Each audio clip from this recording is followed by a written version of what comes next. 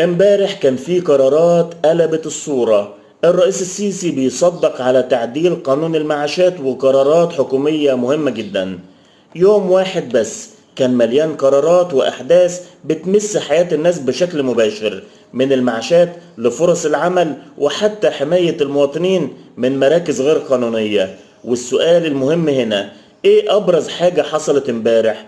هقولك على كل التفاصيل بس صلي على النبي.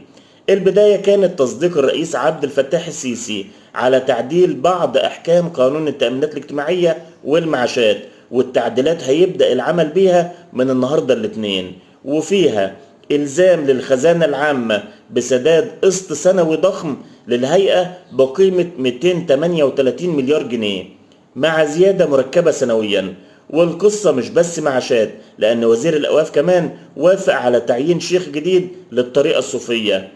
أما بقى في اسكندرية، فافتتح رئيس الوزراء الدكتور مصطفى مدبولي مشروعات صناعية مهمة جدا في برج العرب، بينها المرحلة الأولى لمجمع الغرابلي الصناعي، ومصنع جديد تكستايل، وخط إنتاج لكوكا كولا باستثمارات 35 مليون دولار.